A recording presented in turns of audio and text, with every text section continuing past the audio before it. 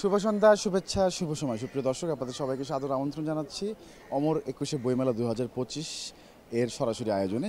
যেমনটি আমরা কথা দিয়েছিলাম, চ্যানেল আই বইমেলা সরাসরি আয়োজন প্রতিদিন আপনাদের সামনে হাজির হব আপনাদেরকে বইমেলা পুরোটা ঘুরিয়ে দেখবার জন্য, এবং সকল দর্শনার্থী, পাঠক, পাঠিকা সবার সঙ্গে কথা বলবো, যেমনটি আপনারা জানেন প্রিয় দর্শক। এবং আজকে শুরুতে যে কথাটি বলতে চাই যে গোয়েন্দা উপন্যাস সম্পর্কে, যে গতকালকে বলছিলাম যে আমরা গোয়েন্দা উপন্যাস খুব কম পেয়ে থাকি, এবং তার মধ্যে উল্লেখযোগ্য যেগুলো আছে সেগুলোর মধ্যে একটি হচ্ছে ছোটো কাকু সিরিজ। ছোটো কাকু সিরিজের সবাই আসলে নির্মাণ দেখেছেন, এদের একটি বিশেষ ট্রান্সমিশন আমরা দেখে থাকি, ছোটো কাকু উপভোগ করে থাকি।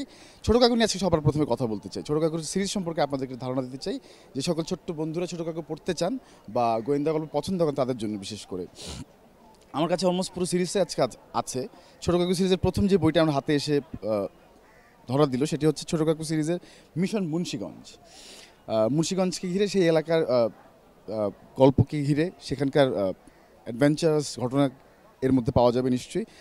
ছোটো কাকুর যারা পড়তে চান তারা এই বইটি দিয়ে শুরু করতে পারেন চাইলে। তারপর রয়েছে ঢাক বাজলো ঢাকায়। এই গল্পটি বুঝতেই পারছেন, ঢাকায় কোনো একটি ঘটনাকে ঘিরে লেখা হয়েছে, লিখেছেন শিশু সাহিত্যিক ফরিদুর রেজা সাগর, তারই সবগুলো গল্প। এবং সেই সঙ্গে রয়েছে ময়মনসিংহের ময়মনসিংহের একটি গল্প, বুঝতেই পারছেন, চমৎকার মলাট। এবং সেই সঙ্গে রয়েছে চুপি চুপি চট্টগ্রামের একটি গল্প। এবং তারপরে রয়েছে গোলমালে গড়াগড়ি। এই গল্পটি কোথায়, কোন জায়গায় আসলে গল্পটি বলা হয়েছে, সেই গল্পটি পড়তে হলে আসলে জানতে হলে পড়তে হবে। সেই সঙ্গে রয়েছে না জেনে নারায়ণগঞ্জে, খুব চমৎকার একটি মলাট। এখানে বিখ্যাত চিত্রকার এবং অভিনয়শিল্পী আফজাল স্যারের ছবি দেখা যাচ্ছে, তিনি খুব চমৎকার একটি ভঙ্গিতে রয়েছেন এই মলাটের উপরে। এবং সেই সঙ্গে রয়েছে কক্সবাজারের গল্প, এটি বুঝতেই পারছেন।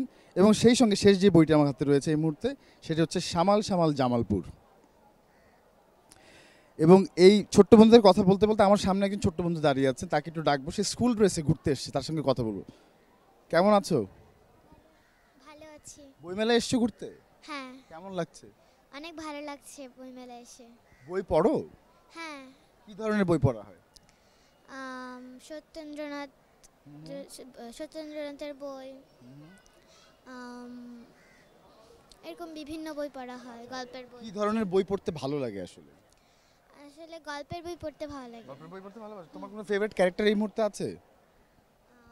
বলতে পারবে যার গল্প তোমার ভালো লাগে? বা সত্যেন্দ্রনাথ দত্ত। তুমি ছোট কাকুর নাম শুনেছো? না। এই যে ছোট কাকুর এতগুলো বইয়ের নাম যে বললাম, তুমি কি গোয়েন্দা উপন্যাস পড়বে যদি পড়তে দেই? হ্যাঁ, পড়বে। ছোট কাকু তুমি আজকে থেকে পড়বে, ঠিক আছে?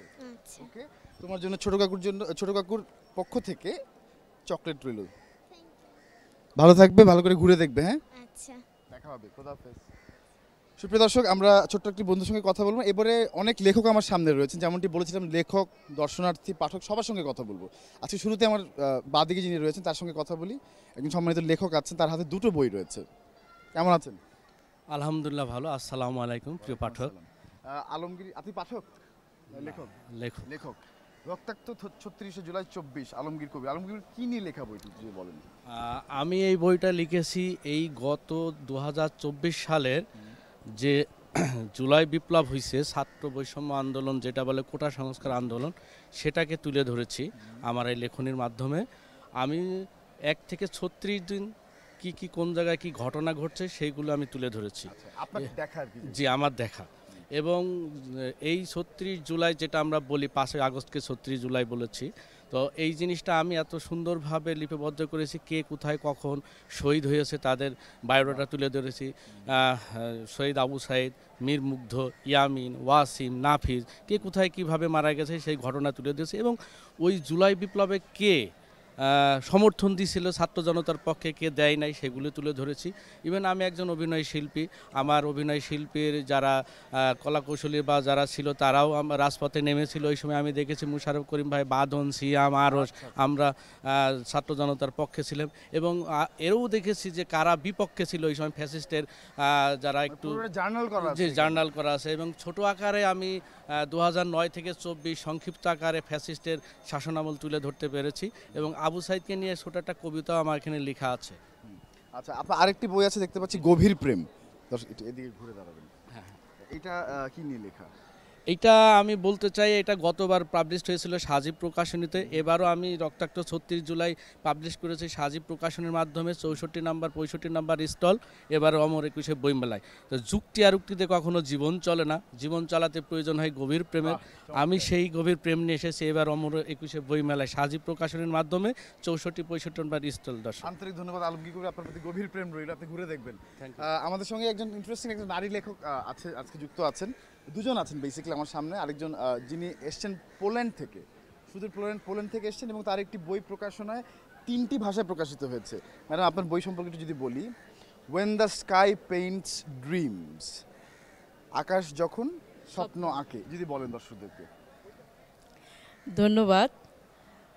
আমার এই বইটি আকার যখন স্বপ্ন আঁকে 3টি ভাষায় প্রকাশ হয়েছে, বাংলা, ইংরেজি এবং পোলিশ ভাষায়। আমি এখানে আসার আগে পোল্যান্ডে ছিলাম। পোল্যান্ডের প্রকৃতি, আবহাওয়া, মানুষের জীবনযাত্রা, রীতিনীতি, সামাজিক রীতিনীতি এবং কালচার সম্পূর্ণটাই এখানে উঠে এসেছে। এবং বাংলাদেশের যে আমাদের যে প্রাণের দেশ, প্রাণের মাটি, সেই মাটির এই আবহাওয়ায় বসেও অনেকগুলি কবিতা এখানে লেখা হয়েছে। তো এই বইটি 2টি ভাষায় ইতিমধ্যে আমাজন থেকে পাওয়া যাচ্ছে বিশ্বের বিভিন্ন দেশে। তো এখানে বিশেষ করে নাৎসি বাহিনীর যে গ্যাস চেম্বারে মানুষজনকে মারা হয়েছে, সেটির করুণ চিত্র উঠে এসেছে পোল্যান্ডের চিঠি কবিতায়, এবং গ্যাস চেম্বারে চোখের জল, বার্চের বনে যে কাঠপোকাটি চলে যায়, তার কাছে চিঠির আশা করে কোনো লাভ হবে না, সেরকম অনেক কথাই উঠে এসেছে। কতগুলো গল্প রয়েছে এখানে? কবিতা রয়েছে 35টি। 35টি কবিতা। 3টি ভাষায় কেন লিখলেন আপা, সেটা বলেন। আমি 3টি ভাষায় লিখেছি যে আমি যেহেতু বাইরে থাকি, সেখানকার যে লোকজন আমার বই পড়তে চায়, আচ্ছা, তারা আমাকে জানতে চায় আমি কি লিখি, সেটা পড়তে চায়। বাংলায় ভালো পড়তে পারে না, বুঝতে পারে না, তারা জানে না বাংলা। তো সেজন্যই তাদের উদ্দেশ্যেই আমার পোলিশ লেখা। চমৎকার উদ্যোগ। কেমন সাড়া পাচ্ছেন? হ্যাঁ, অনেকেই অর্ডার করে অবশ্য কিনে নিয়ে গেছে এবং আমাকে এখান থেকে নিয়ে যেতে বলেছে। এখানে কোথায় পাওয়া যাচ্ছে? এখানে পাওয়া যাচ্ছে মাত্রা প্রকাশনীতে। মাত্রা প্রকাশনীতে, এবং সেই সঙ্গে অ্যামাজনে আপনার প্রিয় দর্শক চাইলে জি বইটা অর্ডার জি করতে পারবেন। জি। এবং আরেকটি বই আসছে আমার থেকে, রাতুল প্রকাশনী থেকে। সেটি হচ্ছে ছোটদের শিশুতোষ। সেই শিশুতোষ বইয়ের নাম হচ্ছে জমিদার বাড়ির চেনাভূত। জি। আন্তরিক ধন্যবাদ আপনাকে শামসুন নাহার, আপনি ভালো থাকবেন, এই মেলা ঘুরে দেখবেন। ধন্যবাদ আপনাদেরকেও, চ্যানেল আইকেও ধন্যবাদ। আমি আরও একজন লেখককে ডাকতে চাই। আমাদের সঙ্গে রয়েছেন Khandakar Mehedi Hasan. Time travellers dream, sci-fi thriller, আমার খুব পছন্দের একটি ব্যাপার। যদি দর্শকদেরকে বলেন কি নিয়ে লিখেছেন। এটা সায়েন্স ফিকশন আর কি, সাই-ফাই থ্রিলার যেটা আমি বলছি সেটা। আমি কয়েক বছর ধরেই সায়েন্স ফিকশন লিখছি, এটা আমার 3য় সায়েন্স ফিকশন বই। এটা আছে হলো যে ধরেন আর্টিফিশিয়াল ইন্টেলিজেন্সটা এখন যেভাবে বাড়ছে, ধরেন আপনার, হ্যাঁ, আর্টিফিশিয়াল ইন্টেলিজেন্স তো যেভাবে বাড়ছে, যেমন জিওফ্রি হিন্টনের বলা হয় আর্টিফিশিয়াল ইন্টেলিজেন্সের গডফাদার। উনি রিসেন্টলি বলেছেন যে আর্টিফিশিয়াল ইন্টেলিজেন্স যেভাবে বাড়ছে, ধরেন চ্যাটজিপিটি আমরা যেভাবে ব্যবহার করছি, এটা একটা সময় যে যখন মেশিন ল্যাঙ্গুয়েজ মেশিনের সাথে কানেক্ট হবে, তখন মানুষের জন্য হুমকির মুখে চলে যেতে পারে। এই গল্পটা এইভাবে আগাইছে। ধরেন এখন থেকে 100 বছর পর কি হতে পারে, যে মঙ্গল গ্রহে যাওয়ার পর মানুষ যখন মঙ্গল গ্রহে যাবে, ওখানে ধরুন কয়েক গবেষণা করছে কিছু বিজ্ঞানী যে ওখানে আর্টিফিশিয়াল ইন্টেলিজেন্স অনেক বেড়ে গেছে, টেরাফর্ম করা যায় কিনা। এক্স্যাক্টলি, তারা তারপরে যাওয়ার পর তখন মানুষের মুখোমুখি দাঁড়ায় গেছে, সেটা নিয়ে গল্প আর কি। বাহ, চমৎকার। এই গল্প লিখতে বাংলায় কষ্ট হয়নি? না, বাংলায় কষ্ট হয়নি, কারণ আসলে আমি বাংলাতে কষ্ট হওয়ার কিছু নাই তো, বা আমরা তো বিশ্ব সাহিত্যে সব এই ধরনের গল্প পড়ছি, দেখছি, জানছি, এবং আমরা এখন ধরেন চ্যাটজিপিটির মতন জিনিস আসার পর আমরা বুঝতে পারতেছি যে আসলে আর্টিফিশিয়াল কী করতে পারে, কতক্ষণই তারা। আমরা বুঝতেছিলাম যে মানুষের একটা ধারণা ছিল যে আর্টিফিশিয়াল ইন্টেলিজেন্স কোনো ক্রিয়েটিভ কাজ করতে পারবে না, কিন্তু এখন দেখা যাচ্ছে ক্রিয়েটিভ কাজ করতে পারছে। তাতে মানুষের সব কিছুই এখন মোটামুটি মানে আর্টিফিশিয়াল ইন্টেলিজেন্স দখল করে ফেলছে। তো সেটা ভবিষ্যতে কি হতে পারে সেই ধরনের একটা গল্প আর কি। কি কিনা করলেন সেটা বোঝা। আন্তরিক ধন্যবাদ। আপনার বইটি কোথায় পাওয়া যাচ্ছে? অবসর প্রকাশনী আমার বই বের করেছে, ওরা অবসর প্রকাশনী আমার সবগুলো বই বের করে, এটাও অবসর প্রকাশনীতে পাওয়া যাচ্ছে। ধন্যবাদ, শুভকামনা। খন্দকার মেহেদী হাসান, ভালো থাকবেন, ঘুরে দেখবেন। Thank you. একজন নারী লেখক আছেন, আমি তাকে ডাকতে চাই। তার হাতে দুটো বই দেখতে পাচ্ছি, এবারে কি দুটো বই বেরোলো? আমার 3টা বই বের হয়েছে। আর হ্যাঁ, দর্শকদের একক কাব্য দেখাতে চাই। একক কাব্যগ্রন্থ হ্যাঁ। বেলা শেষে তানিয়া আমার প্রথম সুলতানা লিখেছেন বেলা শেষে, এবং সেই সঙ্গে রয়েছে যমুনার বুকে অন্তরিক্ষ। যমুনার বুকে অন্তরিক্ষের একটা মজার ব্যাপার হচ্ছে আমরা আমার 35টা কবিতা এখানে আমার ছেলে ইংলিশে ট্রান্সলেট করেছে। হ্যাঁ, ও এআইইউবির ছাত্র, তো খুব অল্প বয়সে এত বড় একটা কাজ করে ফেলেছে, এটা আমার খুব ভীষণ গর্বের কবিতার একটা। বই করা তো অনেক কঠিন হওয়ার কথা। হ্যাঁ, কঠিন, এবং অনেক প্রফেসররা দেখে পড়ে বলেছেন, ঢাকা কলেজের প্রফেসর বা বিভিন্ন ক্যান্টনমেন্ট কলেজের প্রফেসর বলল যে মা কবি মাকে ঘরে দেখে তো মানে অনুভূতিটাকে খুব দ্রুত ছুঁতে পেরেছে, একদম। যে কারণে ও ইংলিশে ট্রান্সলেট কতগুলো করেছে। কবিতা রয়েছে? এখানে 35টা কবিতা আছে, যমুনার বুকে অন্তরিক্ষ 35টা কবিতা। কি কি বিষয় স্থান পেয়েছে কবিতাগুলোতে? কবিতাগুলোতে আমার পুরো সমসাময়িক সময়টাকে আমি কবিতার ভিতরে ধরে রাখি।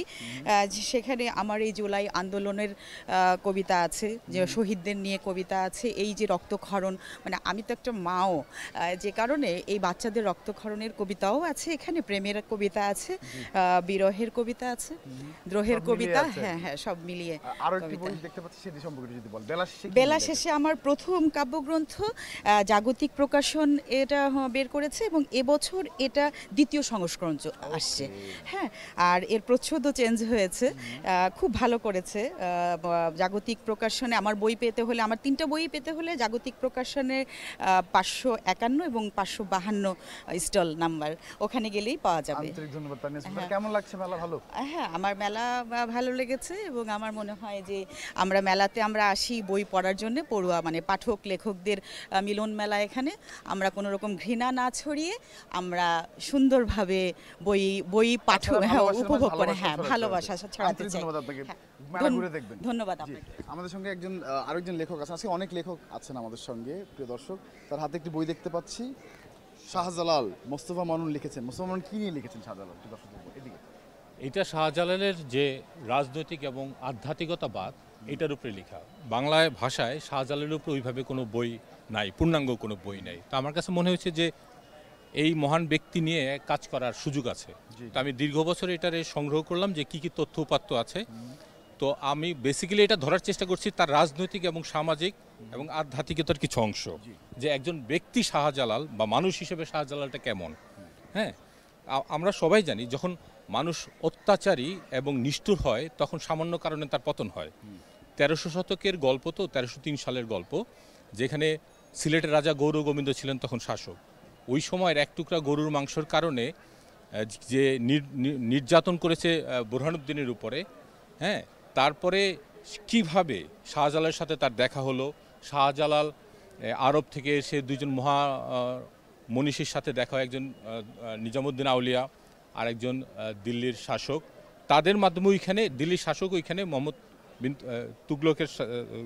বিন তুগলকের সাথে গিয়ে ওইখানে দেখা হয় এলো শাহজালালের এবং বুরহানুদ্দিনের। সেই ইতিহাসটা কি এখানে সেই আছে? সেই পুরো ইতিহাসটা আছে। বাহ, চমৎকার। একজন কাদের জন্য টার্গেট করে লিখেছেন? সবাই পড়বে? এটা সবাই পড়তে পারবে।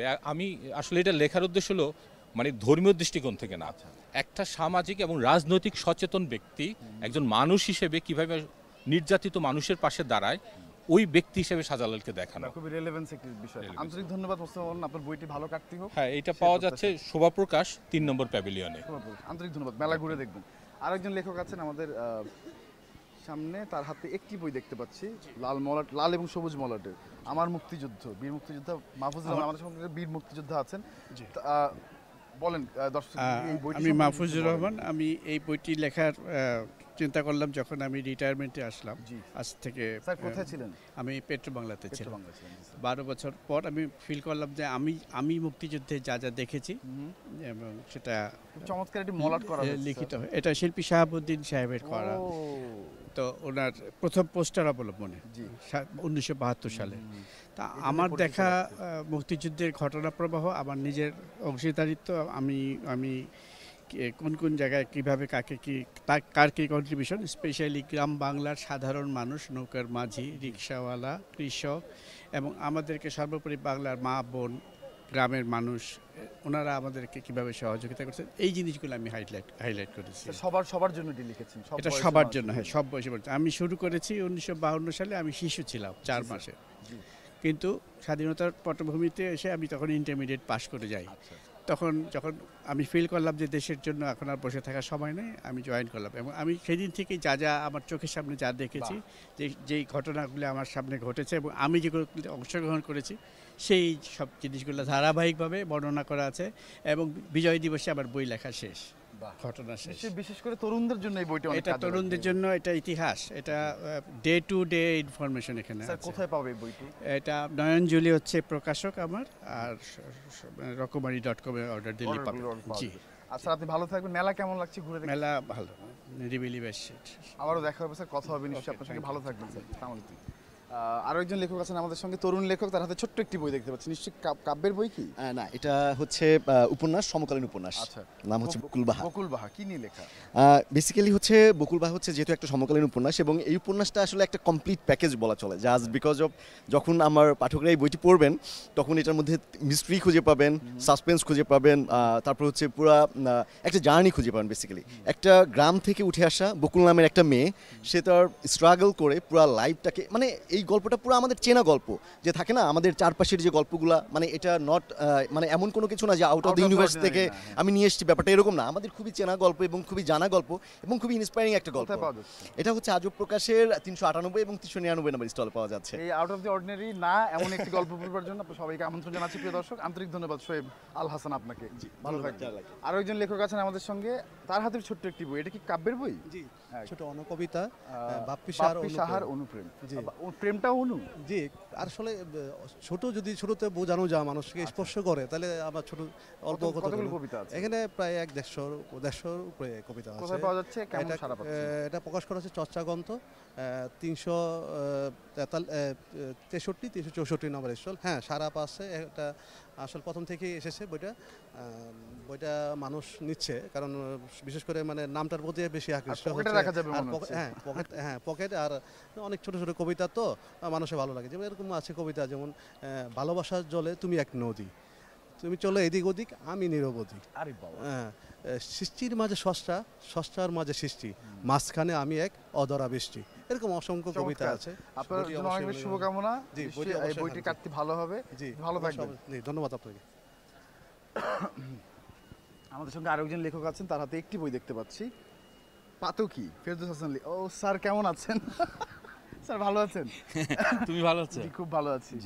আপনারা অনেকে হয়তো চিনবেন, আবার অনেকে চিনবেন না, কিন্তু আমি তাকে খুব ভালো করে চিনেছি। ফেরদৌস হাসান একসময় বাংলাদেশ টেলিভিশনের প্রত্যেক নাটকের শেষে যে নামটি সবচেয়ে বেশি দেখা যেত। স্যার, পাতকি কি নিয়ে লিখেছেন? পাতকি কিছুটা আত্মজৈবনিক আর কি, কারো কাছে এটা ডকু ফিকশনও মনে হতে পারে। 80-র দশকে বিচিত্রা ছিল, জি, সে বিচিত্রা সম্পাদক ছিলেন সাদাত চৌধুরী, দুইজনই বিখ্যাত। কে বেশি বিখ্যাত, বিচিত্রা না সাদাত চৌধুরী? আমরা কনফিউশন ছিল। ওই কবি আবুল হাসান থেকে শুরু করে সমস্ত বড় বড় কবি সাহিত্যিক এদেরকে তৈরি করছে। বাংলাদেশের মুক্তিযুদ্ধের যে ইতিহাস সেটা নির্মাণ করছে সে। Z force, K force, S force, নাহলে এটাও লুট হয়ে যেত মনে করো। ঠিক আছে, তো যাই হোক, উনি আমাকে একটা অ্যাসাইনমেন্ট দেন। আমি তখন স্টুডেন্ট ছিলাম, লেখালেখি করতাম আর কি, বিচিত্রাতে সুযোগ পেতাম ওনার ঘরে ঢোকার। তো আমার নড়াইলে একটু লেখাপড়া করার বা ওখানে থাকার একটা সুযোগ হয়েছিল চিত্রা নদী। তো উনি আমাকে বললো যে SM সুলতান একটা ছবি এঁকেছে, সেই ছবিটা হচ্ছে স্বাধীনতা পাওয়ার পরে মানুষের আনন্দ হিমালয়ের চূড়ায় পৌঁছে, মানে উচ্চতায় পৌঁছেছিল, এবং সেই আনন্দে মানুষ নিজের মাথা নিজে ছেড়ে ফেলছিল, হাত ভেঙে ফেলছিল। আমি বলছি এটা তো একটা মরবিড ছবি। উনি আমাকে দুটো ছবি দেখান, একটা মেরিলিন মনরোর আর একটা ইয়ে। তো বলছে মনরোর ছবিটা দেখে কি হচ্ছে, আর ইউ ফিলিং হট? তো বলছে লিটল বিট। এই ছবিটা দেখো তো। বলছে না, এটা নান্দনিক। বলে কেন নান্দনিক? এখানে তো সব কিছুই দেখা যাচ্ছে রমণীর। এটা নান্দনিক কেন? বলছে আমার মায়ের মতো লাগছে। হ্যাঁ, তো বলে তাহলে উনি যে ছবিটা আঁকছেন, যেটার কথা আমি তোমার কাছে বলছি, যে হাত ছিঁড়ে ফেলছে, পা ছিঁড়ে ফেলছে, সেই ছবিটাও খুব নান্দনিক হবে। আমার ওই ছবিটা চাই। রানা, তুমি যাও, গিয়ে ওখানে যেভাবেই হোক আমাকে ছবিটা দাও। আমি 5 লাখ 10 লাখ, সেই সময়কার 5-10 লাখ মানে কিন্তু কোটি টাকার ব্যাপার, কোটি কোটি টাকার ব্যাপার। তো যাই হোক, আমি সেখানে যাই, যাওয়ার পরে খুব খুঁজি। আমি বলি যে আমি টিভিতে নাটক লিখি, আমি কিন্তু বিচিত্রার কথা তাকে বলিনি। হ্যাঁ, সাংবাদিকদের হয়তো অপছন্দ করতে পারেন তিনি। তারপরে খুঁজি, একটা মেয়ে ছিল ওখানে, স্বর্ণ। সেই স্বর্ণ আমাকে বলে যে সে জানে এই ছবিটা কোথায়, যে ছবিটা আমি খুঁজছি, কিন্তু তার একটা শর্ত আছে। শর্তটা হচ্ছে তাকে দুবাচ্চা নিয়ে গিয়ে গঙ্গা স্নান করাতে হবে। কেন? বলছে তার একটা পাপ আছে, একটা অতীত আছে। ঠিক আছে, সে যদি এখন পূর্ণ না হয়, মানে গঙ্গা স্নান করে পুত পবিত্র না হয় তাহলে পুনর্জন্মে হয়তো সে কুকুর বিড়াল হবে। এই মেয়েটাকে নিয়ে ট্রাভেলটা, এই গল্পটা হচ্ছে এই মেয়েটা। সবার জন্যই বইটি, সবাই পড়তে পারে। হ্যাঁ, সব বয়সের বইটা। এটা হচ্ছে জিনিয়াস পাবলিকেশনস 32 নম্বর প্যাভিলিয়ন, এই বইটা পাওয়া যাচ্ছে। স্যার আপনার জন্য অনেক অনেক শুভকামনা। আপনাকে পেয়ে খুব ভালো লাগলো। কেমন লাগছে মেলা? হ্যাঁ, মেলা খুব ভালো লাগছে, অনেক লোকজন আসছে দেখছে। হ্যাঁ, আরো কয়েকদিন পরে হয়তো আরো সুন্দর একটা শেপ নেবে। অনেক অনেক শুভকামনা। আচ্ছা, ধন্যবাদ। আর আরেকজন লেখক আছেন আমাদের সঙ্গে, ওরা অন্য গোত্রের লোক ও অন্যান্য। মাহফুজ সজীব, কি নিয়ে লেখা মাহফুজ সজীব? সমাজের যে এই বিভেদ, বৈষম্য, বিভিন্ন শ্রেণীকরণ, আমি ওটা নিয়েই লিখছি। আমার উপন্যাসের অনেকগুলা, এছাড়াও ধরেন মানে 3টা উপন্যাসের অনেকগুলো পার্ট আছে এই বইতে, এবং মানে ছোট ছোট আকারের আপনার এই ছোট গল্প টাইপের কিছু এই সংকলন, মানে ওরা অন্য গোত্রের লোক ও অন্যান্য। আচ্ছা, এটা কি আপনার প্রথম প্রকাশন? না, আমার বই টোটাল 4টা বের হয়েছে, তার মধ্যে এটা একটা আর কি। আচ্ছা, বাহ, কেমন কাটতে পাচ্ছেন? হ্যাঁ, আমি তো মোটামুটি আগে থেকেই, আমার আরও 3টা বই বেরিয়েছে, তো মোটামুটি এক ধরনের রেসপন্স পাচ্ছি। অনেক অনেক শুভকামনা আপনার জন্য মাহফুজ সজীব। প্রিয় দর্শক, আমরা একদম শেষ প্রান্তে চলে এসেছি। তার আগে একটু দর্শকদের আরেকবার মনে করে দিতে চাই যে বইমেলার প্রতিদিন আনন্দ আলোর যে প্রতিদিনকার যে প্রকাশনা রয়েছে সেটিতে আজকে কি কি রয়েছে। এত ভালোবাসা কোথায় থাকে, অনেক বড় করে লেখা রয়েছে। চেতনায় জুলাই গণ অভ্যুত্থান, আবারও আজকের 3য় কিস্তি হয়তো চলছে। সিরাজুল ইসলাম চৌধুরীর স্যারের লেখা সর্বস্তরে বাংলা কেন চালু হলো না, এবং বইমেলার নতুন বই, নানান তথ্য নিয়ে সম্বলিত এই প্রকাশনাটি আপনাদেরকে অনেক বেশি সমৃদ্ধ করবে। বইমেলা ঢোকার পরে যদি আপনারা কালেক্ট করতে চান, এটি সম্পূর্ণ ফ্রি আপনাদের জন্য। আনন্দ আলোর স্টল থেকে আপনারা চাইলে সংগ্রহ করতে পারবেন। প্রিয় দর্শক, আজকের আয়োজনে একদম শেষ প্রান্তে আমরা চলে এসেছি। আশা করি আগামীতে আপনাদেরকে সঙ্গে পাবো। প্রতিদিন আমরা হাজির হব আপনাদের সামনে এই অমর একুশে বইমেলা প্রাঙ্গণ থেকে, সরাসরি চ্যানেল আই বইমেলা সরাসরি আয়োজনে। আপনাদের সবাইকে অনেক অনেক ধন্যবাদ, শুভেচ্ছা। ফেব্রুয়ারি 21 অহংকার, রক্ত দিয়ে কেনাই ভাষার অধিকার, বইমেলায় মাসে বলে আনন্দিত হই, বই আমার প্রিয় বন্ধু, ভালো বন্ধু বই, সুরে সুরে বলি তাই বই এবং বই, বই আমার প্রিয় বন্ধু, ভালো বন্ধু বই।